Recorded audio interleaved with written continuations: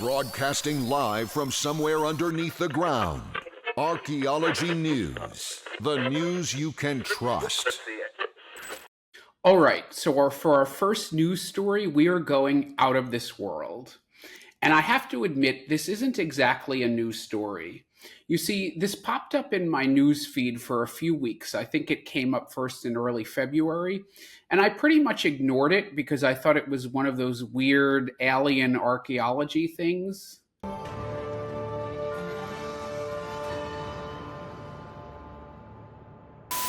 But no, this is a legit news story. Archaeology news from outer space. All right, so we're going off to Verona, Spain. And this is actually not very far from Alicante, where we covered that cave archaeology drone story a couple months back. So in this region, a pretty impressive hoard of mostly silver and gold objects, 66, I believe to be exact, were found in the 1960s. Now, they dated from the late Bronze Age, which in Iberia was 1400 to 1200 BC. And, that's pretty cool. That's a pretty impressive stash of cash there. Lots of gold and silver, very, very shiny. But, to be honest, it wasn't really mind explosively mind blowing. Because, as Bronze Age hoards in Europe go, that was an impressive haul. But this isn't one of those stories that's going to rewrite history. But here's the kicker. Among the stash, there were some objects found with iron in them. So, for example, you see this small hemisphere, probably on the pommel of a weapon or a staff, and that's the iron worked in there amongst the gold. You also see this bracelet made of iron, and, these in a stash of shinier things don't stand out that much. But what's the problem here? Well, this was the Bronze Age, meaning the people here didn't yet know about the smelting of iron. So where did this iron come from? Well, it turns out it came from outer space, from a meteorite to be exact. And how do we know this? Well, recently an international team of researchers decided to subject a sample to what's called mass spectrometry. And we've actually discussed this already in a few news cycles back regarding those early medieval ivory rings found in England. Now, just to refresh your memory, mass spectrometry works by identifying the isotopic composition of a molecule by measuring the mass to charge ratio, which will reveal the molecular structure. Now, what they found in this case is that the nickel content of the iron in these objects from the hoard was very, very high, much higher than it would be for iron that came from the earth, and basically in line with iron that comes from a meteorite, which tends to have a much higher nickel content. Believe it or not, this is not nearly the first time this has happened. Just last year, researchers determined that the iron in some arrowheads found in Switzerland also came from a meteorite. Now, that one came from probably a few hundred years after the Verona hoard came about. And it's been about 10 years since researchers determined that this dagger from the burial of King Tut, Tutankhamun, also came from outer space. He was born in 1341 BC, which falls right in line with the dating of this hoard. I like this story for two reasons. First, it shows that even thousands of years ago, our distant ancestors had the same kind of curiosity and ingenuity that even the most far-out Silicon Valley gurus have today.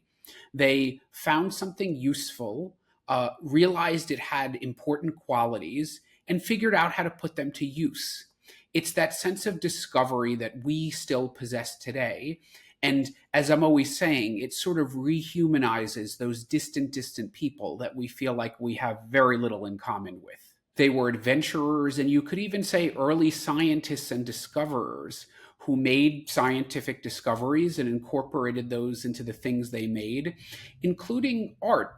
And just like us, they valued beauty, even though their lives were much more difficult and less leisured than ours are. Now, this is a weird analogy, but bear with me. This reminds me of a visit I made to Angkor Wat in Cambodia, which I will definitely have to do a site visit to sometime soon, so look out for that. But anyway, if you know where to look in these temples built in the 12th century, you can actually find dinosaurs incorporated into the motifs. So, does that mean this site was built by ancient aliens? No. It means these very, very ancient people, almost 1,000 years old at this point, must have dug up dinosaurs and recognized them to be something very old and special, and just like our paleontologists today, wanted to show them off. And the second reason I like this story, it shows that you can be an archaeologist and make breakthroughs without even digging anything, actually. Remember, this hoard was found in the 1960s, so about 60 years ago. And the issue is, museum archives are so overflowing with stuff. A lot of it is very under-researched or even unresearched. It's just sitting there, holding its secrets in. And that's actually a bit of a problem. Well, it's actually a big problem. Museum archives are absolutely bursting at the seams. In this country, the UK, the situation has kind of reached a crisis point. There's so much stuff overflowing museum archives that people don't know where it came from. They often don't know if it's real or it's fake. And there's not even enough people and resources to ensure its proper care. I guess this is how, there were all those objects, valuable objects in the British Museum archives that went missing, stolen, and sold off years before anyone even noticed. Now, how did this happen if these items were so valuable? And if they're so valuable, how come they weren't on display or being researched? The answer, money and personnel, and the lack of both. Now, how do we solve this? That is another story. And that actually segues very nicely into my second story, which takes us to... In fair Verona, where we lay our scene. Yes, that would be Verona, Italy, home of Juliet and her Romeo. And it turns out that Dr. Federica Gigante of Cambridge University was literally just by chance perusing the website of a local museum in Verona called the Fondazione Museo Miniscanchi Rezo and happened to notice this astrolabe. And if you don't know what an astrolabe or astrolabe, potato is, it's an instrument that was developed in ancient Greece, I think in the 2nd or 3rd century BC, used to identify objects in the sky and do all sorts of celestial calculations. It was essentially the precursor of the sextant, which came around in the 18th century and was a very useful navigational tool. Well, it piqued Dr. Gigante's interest, and it turns out the museum, when she asked, didn't really know much about the object, hadn't really researched it, and suspected that it might be a fake. So I think you're seeing the continuous theme here. Well, luckily, the museum was founded on the collection of a very long-standing noble family in the region who had a lot of documentation for the stuff in their collections. And it turns out that some 17th century ancestor, so a noble person in Verona, collected all of these things and cataloged them as a hobby and took copious notes. And it turned out that his notes perfectly reflected an early treatise written on astrolabes by a Jewish rabbi and polymath who lived in Verona in the 12th century. But that polymath was originally from Spain. Now, Verona in the medieval times was home to one of Europe's most significant and extensive Jewish populations. And these folks, because of the Jewish diaspora, had connections all around the Mediterranean. And what also made sense is that the Astrolabe, which looked to be Spanish in styling, had Arabic and Hebrew written both on it. Now, why would that make sense? Because at the time, the 12th century, Spain was ruled by the Muslims, or the Moors they were called, and that was up until 1492 when Isabella and Ferdinand reunified Spain. And under the Muslims, Spain was a much more tolerant place than the rest of medieval Europe, where Jews and Muslims and Christians actually lived side by side in harmony. So medieval Spain saw a great intellectual and cultural flowering of the Jewish people there who were able to live in peace. Unfortunately, this all ended when Ferdinand and Isabella instituted the Spanish Inquisition. The Inquisition. Let's begin the Inquisition. Look out, St. After that, Muslim and Jew alike were driven from Spain, killed, or forced to convert. But this object, the Astrolabe, contains the legacy of a more harmonious time for all of the people. Now, how does it do that? Well, it has Arabic inscriptions on it, some for the latitude of different cities in Spain, like Cordoba and Toledo. It has a bit of an Islamic prayer verse just carved into it. But there's also Hebrew inscriptions as well, the latitudes of other cities in Spain, as well as translated Arabic names, so translated into Hebrew from Arabic, of signs of the zodiac. However, something particularly interesting is another Arabic inscription, which says, for Ishaq, the work of Yunus. And that's significant because those names, Ishaq and Yunus, translate into English as Isaac and Jonah, and those are very common Jewish names. So these very likely could have been Sephardic or Spanish Jews who in that time were likely to have been conversant and literate in Arabic. And how would that have gotten then from Spain, from the Sephardic Jews, all the way to Italy, where the Jews are known as Ibraki? Well, that's not difficult to imagine. Like I just said, at this time, there was a very vibrant Jewish diaspora all over North Africa and the Mediterranean. Anyway, in these difficult times right now, this Astrolabe is insight into a more peaceful past and hopefully a one day more peaceful future. And from the archaeological point of view, it just highlights the problem again of all of those museum archives overflowing with understudied stuff. And quite frankly, if you're out there and you're considering a career in archaeology, even if you hate digging and don't want to get dirty, archaeology wants you. Now, finally, I want to finish off with a story about Çatalhöyük, also affectionately known as Çatalhöyük, Çatal What Now, and Çatal Bang Bang. If you don't know about Çatalhöyük, it is the motherlode of archaeological sites, and it is so big and so complex that I'm just going to scrape the very, very basics right now.